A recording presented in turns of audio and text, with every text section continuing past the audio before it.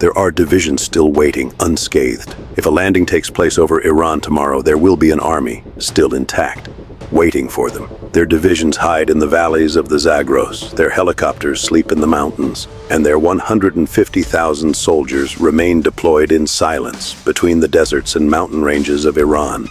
And no, we are not talking about the Revolutionary Guard, the flagship organization of Iranian military power. We are referring to the Artesh, which in Persian simply means the army. Iran enjoys a strategic peculiarity that almost no other state possesses. It has two parallel armies. On one hand, we have the Islamic Revolutionary Guard Corps, founded on ideology, created after the '79 revolution. Its fundamental mission is to protect the regime and project its influence throughout the Middle East, commonly known as the Pasdaran. This guard controls the ballistic missiles, the drone program, and, mark this, a large part of the country's economy. However, on the other side of the board, we have the regular army, the Artesh. Heir to the times of the Shah, it is the force that operates the tanks, helicopters, and submarines. It is the bulk of Iran's conventional forces. For decades, the Pasdaran has taken the political glory, the budget, and the sympathy of the supreme Ayatollah, while the second, the regular army, has been relegated to the background. But there is a small detail that changes the board. While the Pasdaran is being pulverized by the air forces of the United States and Israel, the truth is that the Artesh, as of today, is practically unscathed. This, evidently, could represent a strategic error for the West. If the United States wants to win this war, there are objectives it can hardly achieve from the air. Whether to seek control of uranium, to promote regime change, or simply to ensure the opening of the Strait of Hormuz, everything indicates they will have to put boots on the ground. Then, the problem will not only be the Revolutionary Guard, it will be the Artesh, an army organized to resist a conventional invasion. In 1978, many studies placed Iran as the fifth military power on the planet. The Shah had invested his petrodollars in a formidable war machine. From British Chieftain tanks to American M60 Pattons, Cobra helicopters, and even the crown jewel, the F-14 Tomcats, the only time in history they have been exported. So, how do you go from that display of strength to a reduced army that competes with the Revolutionary Guard? The answer is simple: paranoia and loyalties.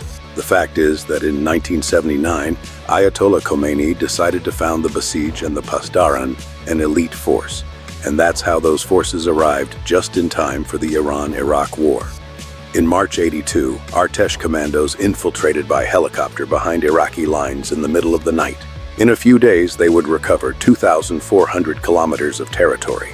They led much of the start of the war, and they fought well. However, it is clear that ultimately the Ayatollah never fully trusted them. In the following decades, the Islamic Republic strove to make the Artesh invisible, glorifying the Pasdaran as the true heroes. This marginalization is not only symbolic, it translates into an enormous gap in finance. Take the budget of 2022. The parliament allocated $320 million to the Guard versus $1.2 billion for the Artesh, nearly a third, even though the regular army has triple the personnel. Why? Because the Pasdaran constitutes a parallel state. They control banking, oil, and telecommunications. In contrast, the Artesh does not have that penetration into the economy.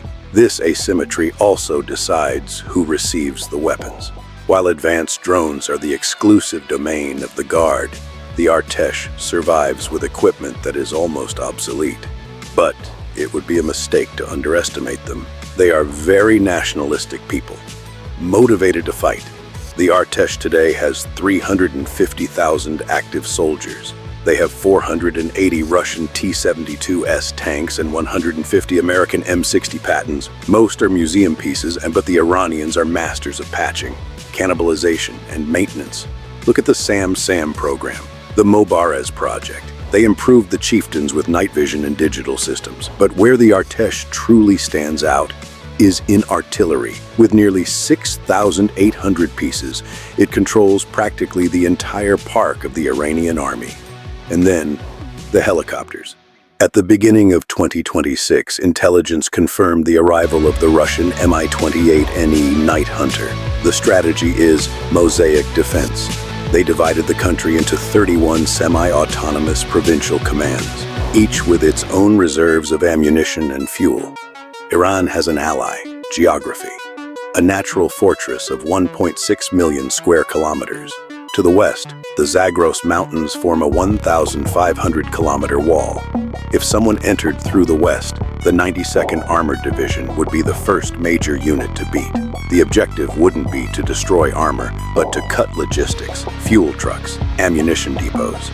In a land war, the traditional Artesh remains irreplaceable. And don't forget what has been said recently. Donald Trump, in a recent talk, joked, calling the world's most strategic point the Strait of Trump. Whether it's Hormuz or Trump's Strait, the Artesh is waiting in the shadows. That has been all from my side. I am Navy Decoded. Subscribe to join the fleet.